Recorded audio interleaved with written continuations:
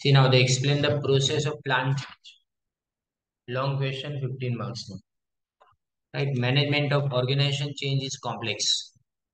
यानी कोई भी ऑर्गेनाइजेशन में किसी भी तरह का चेंज लाना हो डिफिकल्ट है, एकदम से वो कभी नहीं होता। जब भी ये चेंज लाना हो इट रिक्वायर्स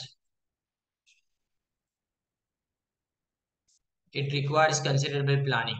इसमें बहुत प्लानिंग की जरूरत पड़ती है। So it will be successful जब उसको सिक्वेंशियल सिक्वेंशियल का मतलब स्टेप बाय स्टेप प्लान तरीके से अगर आगे बढ़ाएंगे तो ही ये पॉसिबल है, नहीं तो ये पॉसिबल है। अब सबसे पहले the various steps involve in plan change are discuss under. पहले identification of need for change. तो इसमें समझो नीड फॉर चेंज यानी क्या।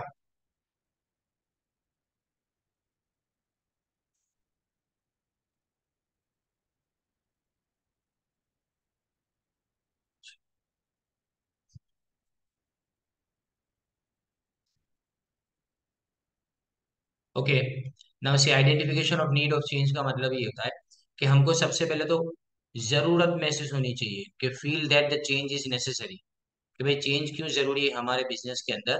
सबसे पहले वो डिसाइड करेंगे। And to identify the needs it is necessary for organisation to analyse the changes in external forces.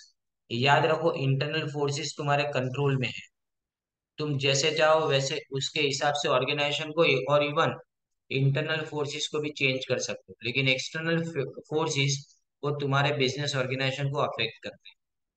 So most of the information for identification of need for change comes from organisation feedback, underline करो ये, and control data. अब सवाल ये control data यानी क्या।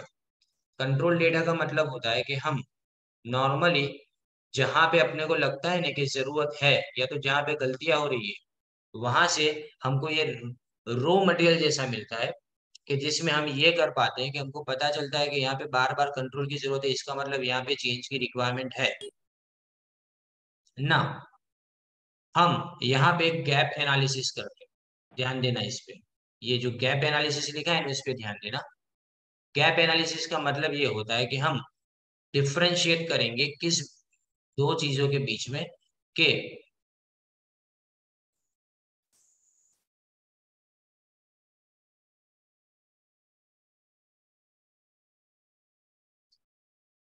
हम दो चीजों के बीच में डिफरेंशिएट करेंगे कि डिजायर्ड स्टेट क्या है। ध्यान दो, यहाँ लिखा है कि डिजायर स्टेट ऑफ अफेयर्स क्या है, मतलब हम क्या चाहते हैं, ऑर्गेनाइजेशन से क्या अचीव करवाना चाहते हैं, ये आएगा इसमें। And the gap analysis should be seen on progression basis. Progression basis का मतलब जैसे जैसे आगे जाए ना वैसे वैसे इसके अंदर चेंजेस हमको दिखने चाहिए। फॉर एग्जाम्पल,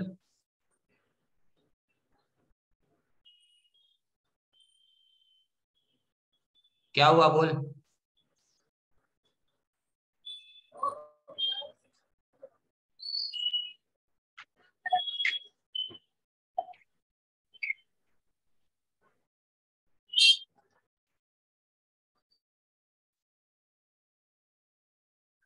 सो यहाँ पे जैसे मैं बता रहा था गैप एनालिसिस के बारे में, तो गैप एनालिसिस में क्या देखते हैं अपने कि ऑर्गेनाइजेशन को क्या अचीव करना चाहिए और ऑर्गेनाइजेशन कहाँ पे अभी है, इन दोनों के बीच की गैप अपने को फाइंड आउट करनी है। और गैप एनालिसिस को यहाँ लिखा गया है कि प्रोग्रेशन बेसिस के ऊपर करना पड़ेगा, क्योंकि ये फिक्स नहीं है, ये चेंज होता रहता है। आज अपने ऐसा समझ रहे हैं कि ऑर्गेनाइजेशन ये अचीव करे तो 10 दिन के बाद या तो 10 महीने के बाद या तो 10 साल के बाद कोई अलग पोजिशन के ऊपर होगा। The gap analysis can be also be done on likely basis. Likely basis यानी कहाँ तक हमको पहुंचना है। For example, if there is an entry of new competitors in the market, जैसे कि अगर कोई नया कॉम्पिटिटर मार्केट में एंटर होता है तो वो तुरंत आपको अफेक्ट नहीं करेगा। बिजनेस ऑर्गेनाइजेशन के बिजनेस में अभी के अभी उसके अंदर चेंजेस नहीं आएंगे, उसको टाइम लगेगा। तो यहाँ पे जो गैप एनालिसिस है ना वो हमको हेल्प करता है इस चीज को समझने के लिए। Now elements to be change, तो पहला क्या था, आइडेंटिफिकेशन या तो आइडेंटिफाइंग नीड फॉर चेंज, और दूसरा एलिमेंट्स टू बी चेंज। अब किसके अंदर चेंज लाना है, एलिमेंट्स का मतलब क्या आता है कि किसके अंदर हमको चेंजेस लाने हैं, ये हमको डिसाइड करना है। तो देखिए elements to be change mainly depends on need and objective of change. जरूरत क्या है और ऑब्जेक्टिव यानी किस मकसद से तुम चेंज कर रहे हो। अब identification of need for change provides clue. इसमें सिर्फ आपको ये पता चलता है कि चेंज होना चाहिए और क्यों होना चाहिए, बस इतना ही। पर कहाँ चेंज होना चाहिए ये आपको एलिमेंट्स टू बी चेंज से पता चलता है। चेंज कहाँ लाना है इन्हें, जैसे कि डिक्लाइनिंग प्रॉफिट है, तो ये एक रीजन हो सकता है कि जिससे तुम क्या करो कि हमको चेंज की जरूरत है, लेकिन डिक्लाइनिंग प्रॉफिट का रीजन क्या है ये देखना पड़ेगा। तो हमको ये सारे फैक्टर्स को डायग्नोस डायग्नोस यानी मतलब पहचानना पड़ेगा। डायग्नोस का मतलब पहचानना पड़ेगा कि जो डिक्लाइनिंग प्रॉफिट के लिए रिस्पॉन्सिबल सारे फैक्टर्स को हमको ध्यान में रखना पड़ेगा। Usually change is required on following three major elements. ये आगे कल अपने सीख चुके। सबसे पहले चेंज आना चाहिए स्ट्रक्चर में। स्ट्रक्चर का मतलब मैं जॉब की डिजाइन को चेंज करूं, जॉब की डेफिनेशन मतलब क्या काम करवाना चाहता हूँ उसको चेंज करूं। डिपार्टमेंटेशन कैसे किया गया है, देखो डिपार्टमेंटेशन का बेसिस लिखा है, मतलब क्या। डिपार्टमेंटेशन तुम फंक्शन के हिसाब से कर सकते हो, डिपार्टमेंटेशन तुम एरिया के हिसाब से कर सकते हो, डिपार्टमेंटेशन तुम प्रोडक्ट के हिसाब से, एक से ज्यादा प्रोडक्ट अगर बनाते हो तो प्रोडक्ट के बेस के ऊपर कर सकते हो। तो ऐसे डिपार्टमेंटेशन कर सकते हैं। फिर स्पैन ऑफ कंट्रोल डिसाइड करेंगे। स्पैन ऑफ कंट्रोल मतलब एक आदमी कितने लोगों के ऊपर ध्यान दे पाएगा। कल भी मैंने ये बताया था। Organisational policies and procedure, organisation की पॉलिसी क्या है, उसमें चेंज लाने की जरूरत है कि नहीं, और प्रोसीजर कैसा है। पावर स्ट्रक्चर यानी कौन अथॉरिटी में है, किसकी बात मानी जाती है। एंड फ्लो ऑफ टास्क, काम किसने शुरू किया कहाँ तक खत्म होता है। फिर टेक्नोलॉजिकल चेंज, जैसे प्लांट एंड इक्विपमेंट में चेंज लाना, काम करने की टेक्निक को बदलना, प्रोडक्शन करने की मेथड को चेंज करना, और इंजीनियरिंग प्रोसेस यानी जो मशीन है ना उन सबको चेंज करना। और पीपल में चेंज करना, ये सबसे इंपॉर्टेंट पार्ट है। पीपल में चेंज करना मतलब उनके बिहेवियर में चेंज करना। इंटरेक्शन पैटर्न, बातचीत करने की जो उनकी पैटर्न है उसके अंदर चेंज करना। इनफॉर्मल ग्रुपिंग, लोग जो अंदर अंदर मिलके विदाउट अथॉरिटी जो बात करते हैं ना, जैसे टेबल पे चाय के बात करेंगे उसको इनफॉर्मल ग्रुपिंग बोला जाता है। ये ग्रुप ऑर्गेनाइजेशन के अंदर वैसे ही बन जाते हैं। स्किल में चेंज आना और एटीट्यूड में चेंज आना। स्किल यानी लोगों की स्किल बदलना, यानी ट्रेनिंग से बदल दी जा सकती है। और एटीट्यूड में चेंज कब आएगा, जब साइंटिफिक मैनेजमेंट को अप्लाई करेंगे तो एटीट्यूड में चेंज आएगा। अब हम प्लानिंग करेंगे चेंज का नेक्स्ट स्टेप में। पहला आइडेंटिफाइंग, दूसरा कौन से जगह पे चेंज करना है वो अब हम प्लानिंग करेंगे। प्लानिंग करना यानी मतलब कि दो अलग अलग प्रोसेस को ध्यान में रख के, यानी who will bring the change. सबसे पहला सवाल ये होगा कि चेंज लाएगा कौन। चेंज लाने वाला मैनेजर खुद हो सकता है। चेंज लाने वाले को अपने क्या बोलेंगे, चेंज एजेंट बोलेंगे। चेंज लाने वाला इंसान क्या बोला जाता है, चेंज एजेंट की तरह से बोला जाता है, जो यहाँ पे लिखा गया है। और ही में भी मैनेजर, वो मैनेजर खुद हो सकता है या तो बाहर से आया गया कोई इंसान। व्हेन टू ब्रिंग चेंज, अब सवाल आता है टाइम डायमेंशन, कब। मैनेजर को उसके लिए बहुत सारी बातों को ध्यान में रखना पड़ता है। सबसे पहले तो कि कुछ चेंजेस जब लाते हैं ना बिजनेस के अंदर, तो कुछ लोग उसको रेजिस्ट यानी रोकने की कोशिश करेंगे। कोई भी एम्प्लॉय चाहता नहीं कि वो अपने कंफर्ट जोन में से बाहर निकले। उसको जिस जगह पे काम सौंपा गया है उस जगह पे वो खुश रहता है। वो कभी उस जगह को छोड़ने के लिए तैयार नहीं होगा आसानी से। फिर time taken for the acceptance of the change by people, किसी भी ऑर्गेनाइजेशन में चेंज के लिए कितना टाइम रिक्वायर्ड है, कितने टाइम के अंदर वो चेंज कंप्लीट होगा, पूरा प्रोसेस। और टाइम टेकन, लोग एक्सेप्ट करेंगे, समझो चेंज को अगर तुम समझाओगे तो लोग एक्सेप्ट करेंगे, तो एक्सेप्ट करने का टाइम कितना लगेगा। उसके बाद में मुझे अगर चेंज लाना है तो ट्रेनिंग देनी पड़ेगी लोगों का। देखो ट्रेनिंग और डेवलपमेंट में फर्क क्या है, ट्रेनिंग है ना लोअर लेवल एम्प्लॉइज के लिए होती है, जबकि डेवलपमेंट अपर लेवल एम्प्लॉइज यानी बिजनेस क्लास जो बोलते हैं ना, या तो एलिट क्लास के लोग, उसके लिए होता है। Time required to arrange the resources, अब ऐसा तो है नहीं कि चेंज एकदम से आ जाएगा। मशीन चेंज करना तो मशीन लाने में टाइम लगेगा, राइट है। आदमियों को लाना है तो उसके आने में टाइम लगेगा। तो कितना टाइम लगेगा रिसोर्सेज को अवेलेबल कराने के लिए। तो हम यहाँ पे प्लानिंग करेंगे, तो प्लानिंग का मतलब क्या, दो बातें, कौन चेंज लाएगा और चेंज कब लाना है, ये दो चीजें। अब assessing change forces, change forces का मतलब क्या, जब भी चेंज करूंगा ना तो दो तरह के फोर्सेस मेरे सामने होंगे। एक फोर्स ऐसा है ना कि जो इस चेंज को मोटिवेट करेगा, जिसको अपने ड्राइविंग फोर्स बोलते हैं, और एक फोर्स ऐसा नहीं जो इसको रोकेगा, जिसको अपने रिस्ट्रेनिंग फोर्स बोलते हैं। तो जो फेवर करने वाले फोर्स है ना, उसको अपने ड्राइविंग बोलेंगे, और जो अपोज करने वाले फोर्सेस है ना, उसको अपने क्या बोलेंगे, अपने उसको रिस्ट्रेनिंग फोर्स यानी लिमिटिंग फोर्स बोलेंगे। रिस्ट्रेनिंग फोर्सेस, तो हम दोनों की डेफिनेशन देखें कि driving forces are those which push the change, यानी वो चेंज को आगे बढ़ाएंगे, और वो चेंज को इन्हें शुरू करेंगे और उसको आगे बढ़ाते रहेंगे, जबकि रिस्ट्रेनिंग फोर्स चेंज को आने से रोकेंगे, वो ड्राइविंग फोर्स की इफेक्ट को भी कम कर देंगे। अब इक्विलिब्रियम अपने को अटेन करना है, मतलब दोनों के बीच में बैलेंस करना है। बैलेंस कैसे करेंगे, तो इसके लिए तीन अलग अलग सिचुएशन तुम्हारे सामने होती है। देखो, पहली सिचुएशन, जब D is greater then R, मतलब ड्राइविंग फोर्सेस यानी फेवरेबल फोर्सेस ज्यादा है और रिस्ट्रेनिंग फोर्सेस कम है, तो हम क्या करेंगे, इसको एम्पावर करेंगे, यानी ड्राइविंग फोर्सेस है ना, रिस्ट्रेनिंग फोर्सेस को ऑलरेडी उसके ऊपर हावी हो जाएंगे। एम्पावर करना मतलब उसके ऊपर कंट्रोल ले लेना पूरा। एंड अगर D is less than R, यानी अगर ड्राइविंग फोर्सेस कम है और रोकने वाले फोर्सेस ज्यादा है, तो हम चेंज को गिव अप यानी छोड़ देंगे, नहीं करना हमको चेंज, हम ये चेंज नहीं आगे बढ़ाएंगे। फिर अगर T is equal to R है ना, तो ये सबसे बड़ी प्रॉब्लम, यह प्रॉब्लम ये है ना कि हम D को आगे बढ़ाएंगे लेकिन R को D में कन्वर्ट करने की कोशिश करेंगे, यानी R वाले फैक्टर्स जितने भी हो सके ना उतने D के अंदर कन्वर्ट हो जाए, यानी ड्राइविंग में कन्वर्ट हो जाए, इसकी अपने कोशिश करेंगे। यानी लिखा है यहाँ पे देखो, कन्वर्ट करेंगे या तो इमोबिलाइज करेंगे। इमोबिलाइज मतलब उनको रोक देंगे वहां पे। इसके लिए टेक्निक क्या है वो भी आगे आएगा। देखो, action for change, it includes 3 stages. पहले आता है अनफ्रीजिंग। अनफ्रीजिंग यानी मतलब तुम अपना पुराना बिहेवियर छोड़ दो। पुट असाइड लिखा है यहाँ पे, देखो अपने क्या करेंगे, पुट असाइड यानी कास्ट असाइड, यानी रिमूव करेंगे अपना पुराना बिहेवियर जो पहले ही इनएप्रोप्रिएट था, तभी तो चेंज की जरूरत है। इररिलेवेंट मतलब बिल्कुल लागू नहीं होता था इस जगह पे, और इनएडिक्वेट यानी बराबर नहीं था अपनी सिचुएशन में, नई सिचुएशन में। अनफ्रीजिंग में क्या किया जाता है कि हम अपने जितने भी एम्प्लॉइज हैं उसको उनकी जगह से हटाएंगे, उनके रूटीन काम में से हम उसको हटाएंगे, और जो ऑर्डिनरी सोर्स, अब इंफॉर्मेशन उनके पास जहां से आती है ना, उस इंफॉर्मेशन के सोर्स को भी अपने रोक देंगे, इनकी रिलेशनशिप सब खत्म कर देंगे। दो एम्प्लॉय के बीच में अगर फ्रेंडशिप है तो उसको खत्म करेंगे हम यहाँ।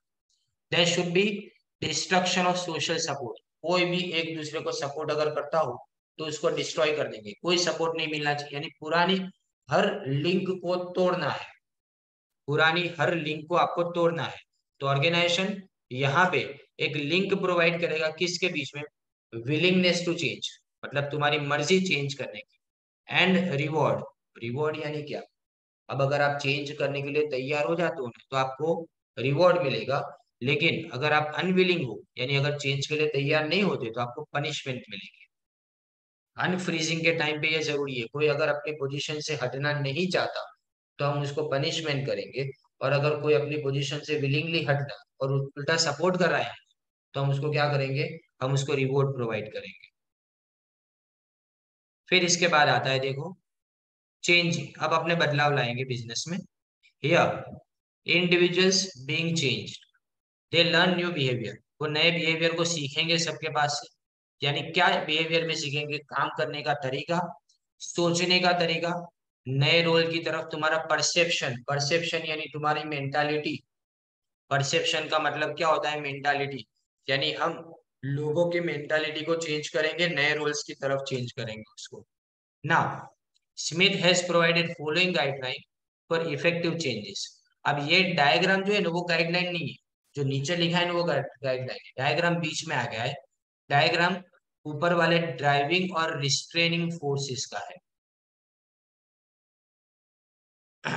ये आपको लिखना भी नहीं है, एग्जाम के लिए जरूरी नहीं है, टाइम हो तो लिखना है, बाकी नेसेसरी नहीं है।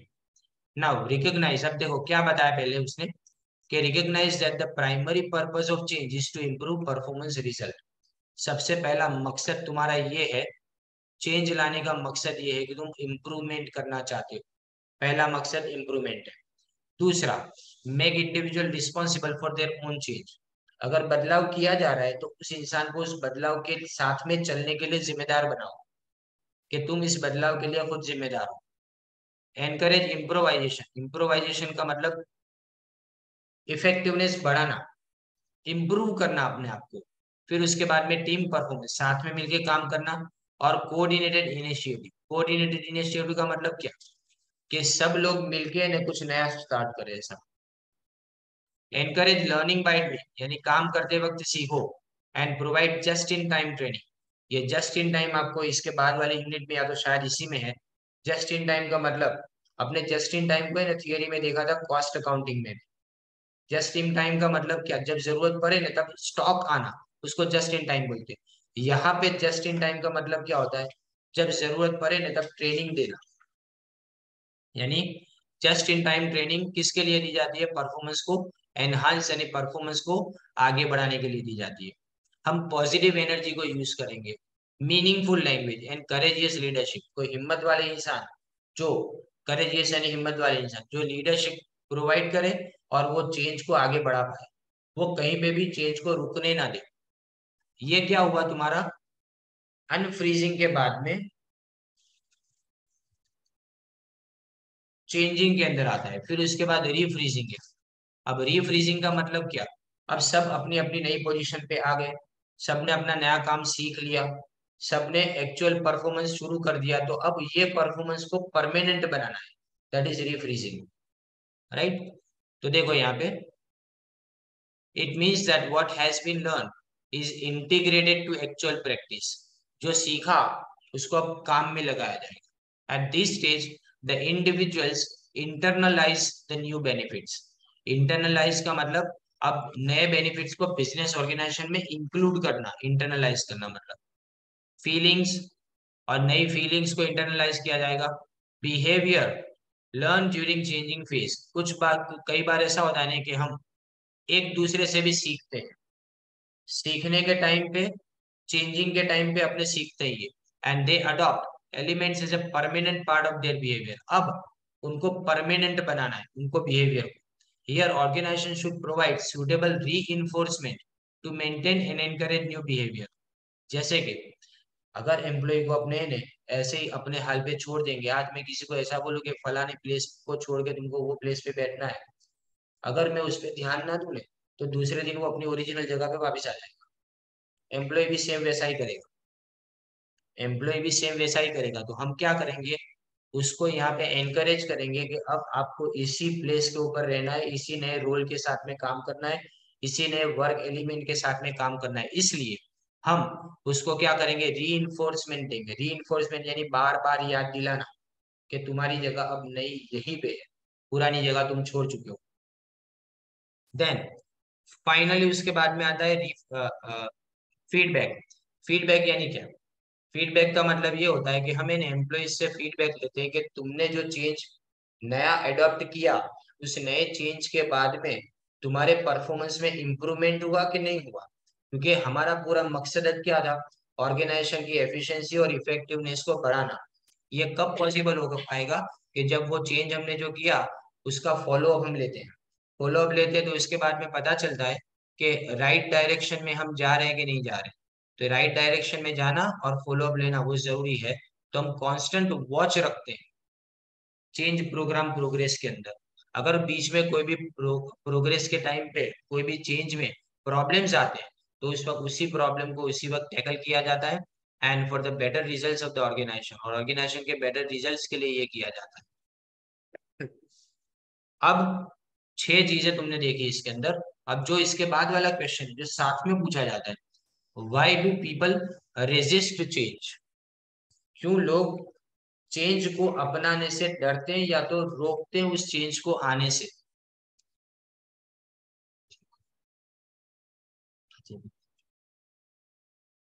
तो देखिए इसमें, why do people resist change, या तो एक्सप्लेन फैक्टर्स कॉज और causes responsible for the change. When change is initiated, यानी जब अपने चेंज शुरू करते हैं, there are different reactions by different individual. सब लोग उसको एक जैसा नहीं मानते, क्योंकि इंसान की फितरत है कि हर इंसान एक जैसा नहीं सोचता। Such reactions depend upon the impact of change on the need satisfaction, attitude of the people, etc. Following are the 3 possible alternatives of human response to change. यानी नीड सेटिस्फेक्शन, नीड सेटिस्फेक्शन का मतलब सीधा सीधा ये होता है कि change आने से मुझे फायदा हुआ कि नहीं, राइट। दूसरा, लोगों का एटीट्यूड। कई बार लोग हैं ना अपने आप को किसी भी जगह से अलग करना ही नहीं चाहते, तो यानी उनका एटीट्यूड कैसा है। तो तीन तरह के रिस्पॉन्स आपके सामने है। पहला लिखा है एक्सेप्टेंस, लोग एक्सेप्ट कर लेंगे। लोगों को लगेगा कि ये फेवरेबल सिचुएशन हमारे लिए अच्छा है, तो वो नई सिचुएशन को प्रेजेंट सिचुएशन से बेटर मानते, अच्छा मानते। फिर इनडिफरेंस, लोग रिएक्टेड नहीं करेंगे। पुराना था तो भी क्या गलत था, नया है तो भी क्या गलत है, यानी उनको अच्छा भी नहीं लगेगा, बुरा भी नहीं लगेगा। उनका रिएक्शन जो है वो ना पॉजिटिव होगा, ना उनका रिएक्शन नेगेटिव होगा, दोनों चीजें नहीं होगी, यानी उनको कोई इफेक्ट नहीं होगी, नो इफेक्ट ऑन देम। जबकि रेजिस्टेंस की बात करें तो लोग यहाँ पे मना करेंगे कि चेंज हमको पसंद नहीं है, हम नहीं चाहते कि चेंज हो, क्योंकि उनको लगता है कि प्रेजेंट सिचुएशन बेटर है आने वाली सिचुएशन से। ना फैक्टर्स कॉजेज, इसमें दो तरह के फैक्टर्स हैं, एक तो इंडिविजुअल फैक्टर्स और दूसरा ऑर्गेनाइजेशनल फैक्टर्स। तो इंडिविजुअल फैक्टर्स, सबसे पहला causes of resistance bye employees. तो प्रॉब्लम ऑफ एडजस्टमेंट, पहला एडजस्टमेंट का प्रॉब्लम यानी क्या, एक बार तुम एक पोजीशन को ले लेते हो ने, उसके बाद में उस पोजीशन से तुम सेट हो जाते हो, यानी पोजीशन, लोग और फैक्टर्स सब है ना तुम्हारे दिमाग में सेट हो जाते हैं। दे आर हैबिचुएटेड, हैबिचुएटेड यानी आदत पड़ जाती है। हैबिचुएटेड का मतलब क्या होता है, आदत पड़ जाना, उस फैक्टर्स की तुमको आदत पड़ जाती है। तो जब चेंज अनाउंस किया जाता है, या तो चेंज अनाउंस करने से पहले हमको लगता है कि चेंज आएगा, तो उनको लगता है कि वो, they feel that they have to make adjustment, उनको है ना एग्जिस्टिंग पोजीशन से उनको चेंज करना पड़ता है। चेंज करना पड़ता है, अपने पोजीशन को चेंज करना पड़ेगा, अपने आजू बाजू के लोगों को चेंज करना पड़ेगा, और दूसरे फैक्टर्स को चेंज करना पड़ता है। Such feeling disturbs the existing position, people और other factors.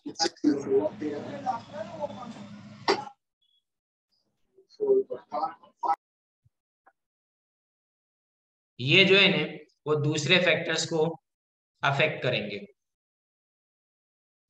Right. And when adjustment is required, they need some time period. Such time period also is unsatisfactory. ये time period आपको कभी भी complete लगता ही नहीं एडजस्टमेंट के बाद, इसलिए लोग चेंज को एक्सेप्ट करने से हेजिटेट होते हैं, यानी मतलब वो चेंज को एकदम आसानी से एक्सेप्ट नहीं करेंगे। नाउ इकोनॉमिक रीजंस, पहला इकोनॉमिक रीजन क्या है, पहले तो टेक्नोलॉजिकल अनएम्प्लॉयमेंट का, पहले आपको ऊपर बताऊं जो पढ़ना है वो मुझे। पीपल में resist to change when they feel that change के कारण उनकी पगार कम हो जाएगी, उनकी सैलरी कम हो जाएगी, उनको इकोनॉमिक लॉस होगा।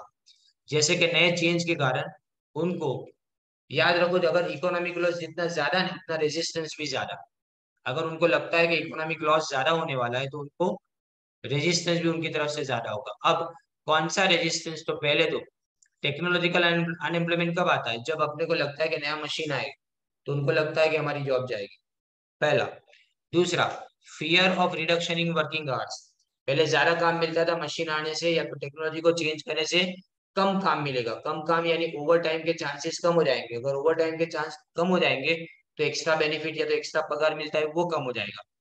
Fear of spread up and reduction in salary, यानी काम बढ़ जाएगा लोगों के बीच में, इसलिए उनकी सैलरी कम हो जाएगी, उनको ऐसा लगता है। For example in India, employ of Airport Authority of India, जिसको एएआई बोलते हैं अपने, have registered to change call the privatisation of airports in India. ये एयरपोर्ट का प्राइवेटाइजेशन शुरू हो चुका है, कुछ एयरपोर्ट को अडानी ऑलरेडी खरीद चुके। अब ऑब्सोलेसेंस ऑफ स्किल्स, ऑब्सोलेसेंस यानी पुराना हो जाना, आउटडेटेड। ऑब्सोलेसेंस की जगह पे अपने क्या लिख सकते हैं, आउटडेटेड यहाँ पे लिख सकते हैं।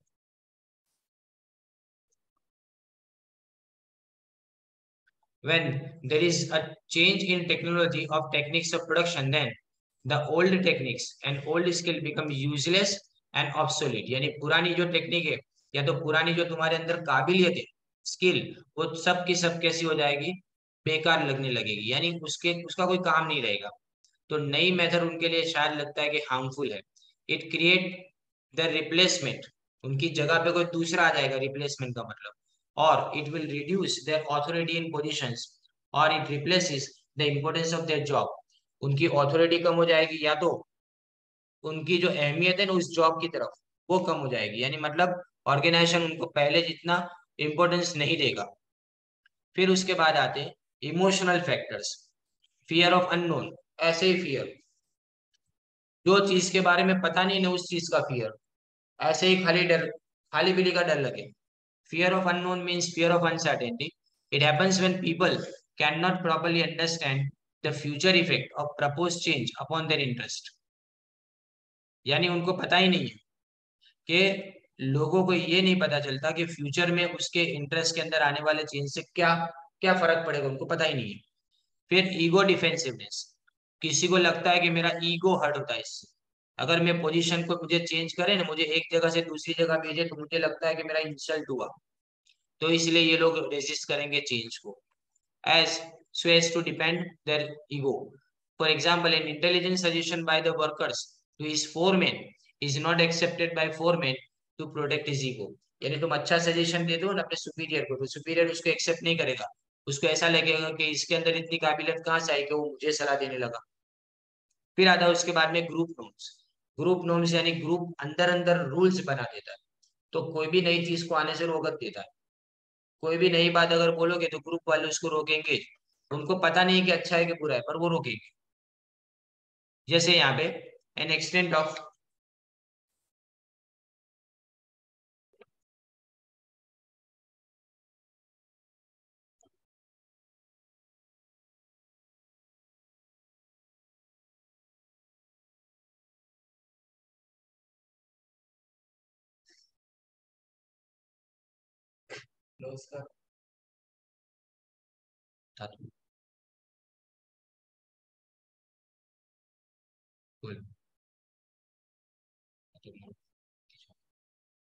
अच्छा आगे ग्रुप नॉर्म्स में, if the group norms are not aligned in the is the acceptance of the change, then employee resist the change, but it depends upon following two factors and extent of employees loyalty towards the group, यानी group की तरफ जो तुम्हारी loyalty है ना, वो ऐसी होती है ना कि तुम उस ग्रुप की सब बातें मानोगे, लेकिन तुम अगर ग्रुप के खिलाफ जाने की कभी भी बात आती है तो उसको अपने ने जज नहीं करते, उसको अपने सही सही नहीं मानते ऐसा। देन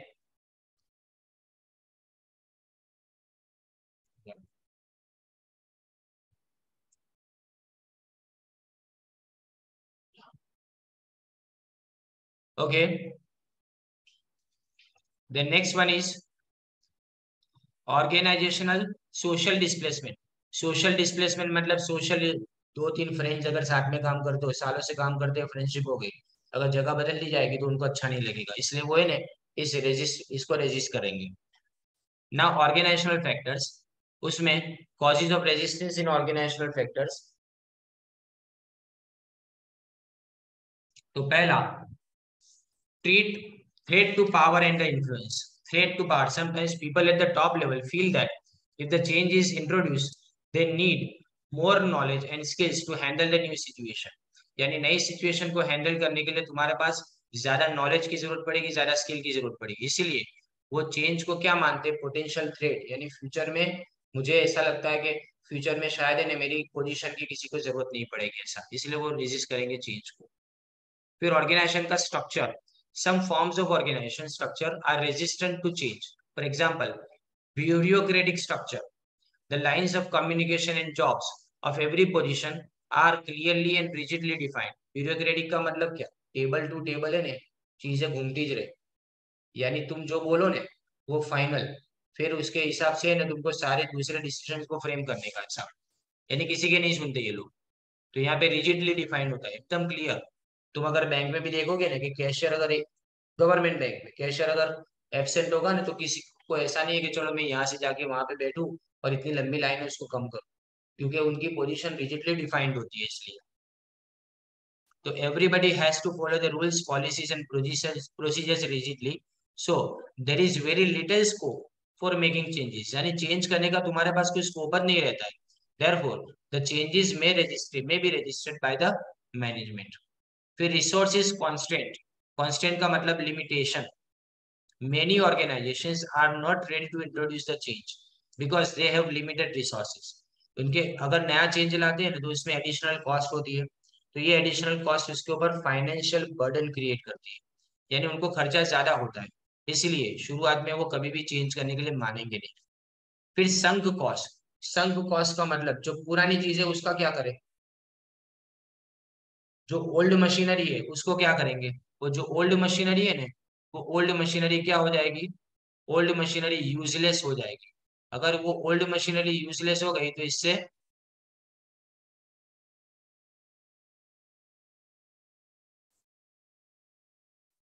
अच्छा अगर ओल्ड मशीनरी यूजलेस हो गई तो इससे प्रॉब्लम क्रिएट होगा, राइट। वो खर्चा बेकार जाएगा ना, इन्वेस्टमेंट जो भी है ना वो यूजलेस हो जाएगा। और नया इन्वेस्टमेंट जब भी किया जाता है तो पुराना इन्वेस्टमेंट अगर तुम्हारा रिकवर ना हुआ हो, जैसे असेट मैंने लास्ट टाइम परचेज की, मैंने सोचा कि 10 साल चलेगी लेकिन 3 साल में बदलने की आए, तो जो 60 साल का जो खर्चा मैंने सोच के रखा था कि मैं धीमे धीमे उसको रिकवर करूंगा, वो रिकवर होगा नहीं, उसको अपने बोलते हैं संक कॉस्ट।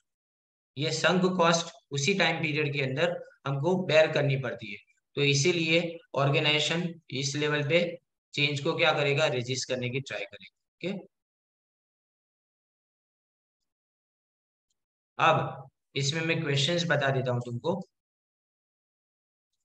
आगे मैं ऑलरेडी बता चुका था तुमको कि कौन कौन से क्वेश्चंस तुम्हारे लिए इंपॉर्टेंट है। एक तो देखो, हाउ टू ओवरकम और remove the resistance to change, ये इंपॉर्टेंट है क्वेश्चन। और ये जो प्रोसेस मैंने बोला ना, वो भी इंपॉर्टेंट है। ये अलग अलग लेवल पे। और लास्ट में तुम्हारा क्वेश्चन आएगा fear free organisation. Fear free organisation 2.5 marks से शॉर्ट नोट, बराबर नहीं। अभी मैं फियर फ्री ऑर्गेनाइजेशन को कंप्लीट करा देता हूँ, शॉर्ट नोट है इसलिए बिकॉज ये वाला क्वेश्चन बहुत लंबा है इसलिए। देखो, इट इज, फियर फ्री का मतलब क्या, डरे बिना, सीधा ही है ना, वैसा ही नाम जैसा काम। देखो, it is always advantages for the organisation if they can remove fear. हमेशा डर हटाना अपने लिए अच्छा है। When employees are not afraid to tell their problems regarding work and their innovative ideas, then it becomes a better and more productive organisation. यानी organisation ज्यादा productive तब बनेगा जब तुम डरे बिना अपना कोई भी ओपिनियन अपने ऑर्गेनाइजेशन के लेवल के साथ में शेयर कर पाओगे, हर लेवल पे शेयर कर पाओगे। However, it is not always easy to have a fear free organization. तो फियर फ्री ऑर्गेनाइजेशन क्रिएट करने के लिए हमको कौन कौन से स्टेप्स लेने पड़ेंगे। Number 1, all members should help and trust each other. सबको एक दूसरे का सहारा बनना पड़ेगा, सबको एक दूसरे की मदद करनी पड़ेगी, भरोसा रखना पड़ेगा। Member should focus on the goal, एक मेन टारगेट पे फोकस करना है, अपने पर्सनल गोल्स के ऊपर नहीं, ऑर्गेनाइजेशनल गोल्स के ऊपर फोकस करना है। Member should share information about the strength and opportunities that may be useful for improvement. हम अपनी स्ट्रेंथ दूसरे के साथ में शेयर करें, उनके प्रॉब्लम्स अपने साथ में शेयर करेंगे ऐसा। Member should have some control over each others ideas and decision. किसी के भी आइडियाज और डिसीजंस, किसी के भी आइडियाज और डिसीजन के ऊपर हमारा कंट्रोल थोड़ा बहुत होना चाहिए। यानी मैं अपने आइडिया के ऊपर तुम्हारा कंट्रोल होने दूं और तुम अपने आइडिया के ऊपर मेरा कंट्रोल रखने दो। Members should be able to joke and enjoy each others friendship, एक दूसरे के साथ मजाक मस्ती चले। And the problem should be solve creatively and with one another so that output is greater than the input. यानी प्रॉब्लम है ने अच्छी तरह से सॉल्व करो, सब मिलजुल के सॉल्व करो, जिसके रिजल्ट जो आए ना वो रिजल्ट तुम्हारे इनपुट से ज्यादा। फिर the member should understand the difference in background and talents of each other. सबको इन्हें एक दूसरे को समझना पड़ेगा। एंड दे शुड रिलाई, यानी भरोसा रखना पड़ेगा अपने अपने फील्ड की एक्सपर्टीज के ऊपर। यानी मैं अपने फील्ड में अगर एक्सपर्ट हूं ना, तो मेरे एक्सपर्टीज के ऊपर यानी मेरी एक्सपर्ट थिंग्स के ऊपर सामने वाले लोग भरोसा करेंगे। They should be willing and able to work even though there is some conflict और डिफरेंस ऑफ ओपिनियंस। यानी ये डिफरेंस भी हो ना तो भी काम करने के लिए रेडी होने चाहिए। हमें ना कई बार देखते हैं कि कुछ एक्टर्स एक दूसरे से ने नाराज होते हैं, लेकिन मूवीज में काम करने के टाइम पे हमको ऑन स्क्रीन दिखता नहीं है। एग्जैक्टली वही पोजीशन इसके अंदर होती है। They should be committed to common goal, उनको अपने पर्सनल गोल नहीं देखने, उनको अपने कॉमन गोल्स देखने। And they should have close friendship and honesty amongst themselves. अंदर अंदर फ्रेंडशिप अच्छी होनी चाहिए उनके बीच में। And they should have clear and simple communication among themselves.